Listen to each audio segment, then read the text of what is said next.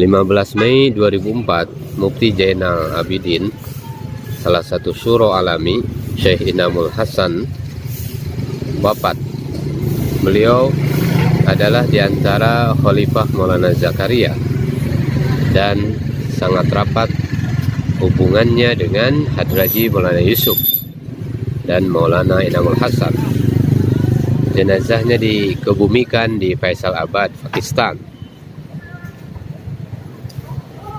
Masih tahun 2004, bulan November tanggal 27, surat Maulana Jubair kepada Syuro yang ringkasan isinya demikian: sesungguhnya kepentingan ijtima tidak boleh dikalahkan oleh kepentingan infiradi.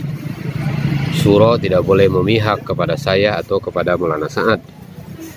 Dan yang penting untuk disadari bahwa apapun amalan dan keadaan yang terjadi di Nijamuddin akan sangat berpengaruh ke seluruh dunia.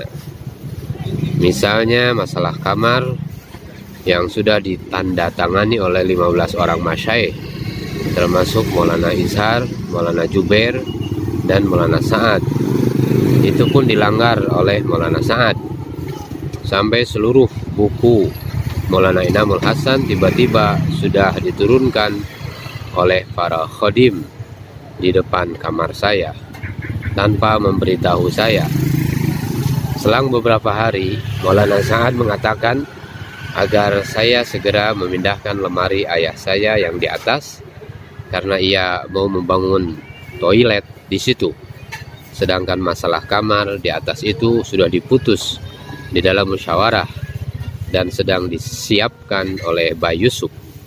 Namun karena ada perintah raja seperti ini, akhirnya tidak jadi. Sekarang saya sudah 10 tahun sholat di luar masjid, sedangkan saya uzur dengan kursi roda saya. Saya pun malu untuk membuat jalan lewat setiap akan sholat. Maka tolong saya berharap masalah ini segera diselesaikan. Pada Desember tanggal 11 2004, di hadapan para masyayikh, Maulana Sa'ad dipanggil. Beliau datang dengan marah. Berbagai perkataan busuk dan kotor terucap dari lisannya. Tidak kurang dari 7 kali ia menyebut kepada Maulana Syahid dengan panggilan khabith, artinya setan jahat. Semua masyayikh telah memperingatkan beliau agar menjaga lisannya, termasuk Haji Rahmatullah Banaras. Ia berkata, kamu ini termasuk syuro, sedangkan syahid bukan. Maulana Sa'ad menjawab, tanda tangan yang telah aku berikan untuk pembentukan syuro, aku tarik kembali. Karena selama ini aku yang kerja. Apa yang kalian kerjakan? Tanggal 11 April 2005, Haji Muhammad Abdul, Pakistan, salah satu syuro alami yang dibentuk oleh Syekh Inamul Hasan, wafat. Dengan wafatnya Haji Abdul, bertambah usulan dari berbagai pihak, baik secara infiradi ataupun ijtimai, agar susunan syuro alami yang tersisa 3 orang masyayikh segera ditambahkan dan dilengkapi lagi personilnya, namun selalu tertunda.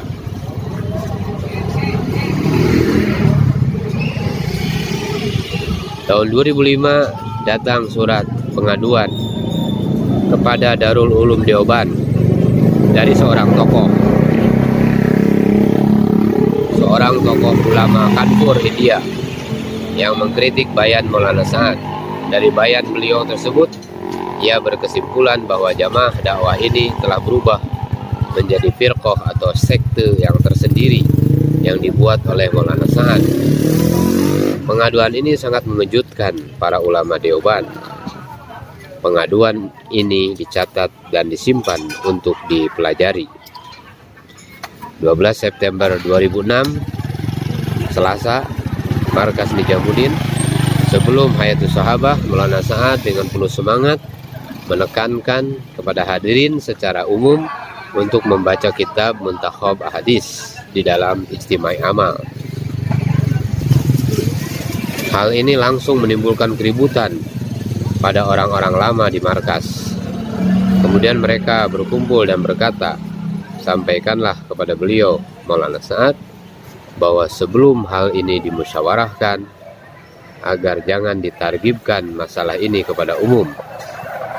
Baik Faruk Ahmad, Profesor Sanaullah, Khalid Siddiqi, Maulana Ibrahim Deula, Maulana Ahmad Lat, dan yang lainnya berkumpul pada sholat Isya dan secara khusus menjumpai Maulana Jubairul Hasan. Mereka mengungkapkan masalah tersebut kepada beliau.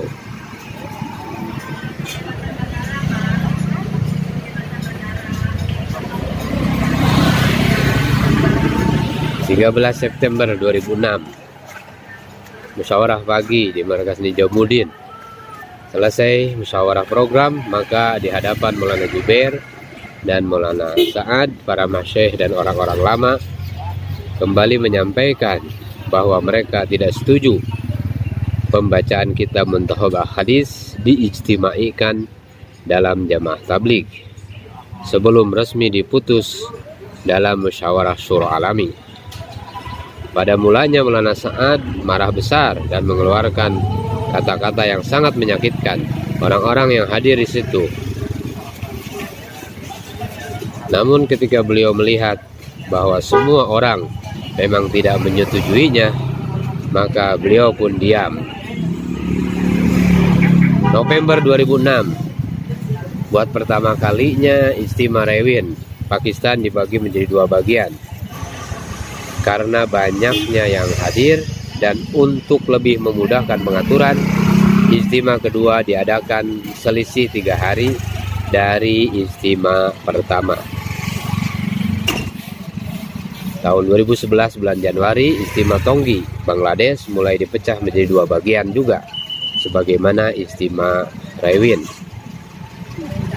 Tanggal 18 Maret 2014, Syekhul Hadis Maulana Muhammad Jubairul Hasan meninggal dunia di Banglawali Masjid, Nijamuddin, India. Setelah menjalani perawatan di Dr. Ram Manohar Lohia RML Hospital Delhi, ketika hendak dibawa ke rumah sakit, beliau berkata, bawakan saya kain ihram, saya mau umroh. Keluarganya berkata, tidak, Abah mau ke rumah sakit. Beliau berkata, tidak, Abah mau umroh, bawakan kain ihram. Beliau pun pergi ke rumah sakit dengan niat umroh. Dan sesaat ketika meninggalkan Nijamuddin, beliau berucap, Assalamualaikum, selamat tinggal Nijamuddin. Maulana Jubairul Hasan wafat dalam perjalanan umrohnya. Terkabulah doa beliau yang selalu dipanjatkan olehnya, ya Allah, matikanlah aku sebelum datangnya fitnah yang menimpa Nijamuddin. Ratusan ribu umat Islam menghadiri sholat jenazah beliau yang diimami oleh Maulana Iftikharul Hasan Kandahlawi, yaitu pamannya, dan dikebumikan bersebelahan dengan makam akabir dakwah di pusara Masjid Banglawali, Markas Nijamuddin. Di antara tokoh-tokoh ulama besar India yang turut mensolatinya adalah Mufti Ahmad Said Palanpuri, Maulana Yunus Jaunpuri, Maulana Yunus Palanpuri, Maulana Tolha Kandalawi, Maulana Aqil Mazahiri, Maulana Syahid Saharanpuri, Maulana Salman Saharanpuri, dan lain-lainnya. Sepanjang hayat beliau tidak pernah sedikit pun mengeluarkan kata-kata atau satu lafaz saja yang menyinggung atau meremehkan atau merendahkan siapapun, baik terhadap lembaga, pribadi, pondok pesantren, pergerakan, dan yang lainnya. Beliau sangat menghormati semua lapisan umat, apalagi terhadap alim ulama. Semua itu beliau lakukan sebagaimana contoh dan teladan dari semua masyayikh terdahulu, terutama ketiga hadraji yang telah mendahuluinya. Bahkan yang selalu dikenang adalah ucapan yang selalu diberikan oleh ayahandanya Hadraji Thalith, umat sekarang ini berada dalam kejahilan yang terendah, iman dan sholat saja mereka abaikan. Oleh sebab itu, berikanlah kepada mereka nasihat pada poin-poin yang penting, membawa mereka kepada iman dan sholat itu sudah cukup. Dengan arahan seperti inilah, maka tidak akan dijumpai di semua bayan beliau, kapanpun dan dimanapun, yang menyinggung dan merendahkan orang lain.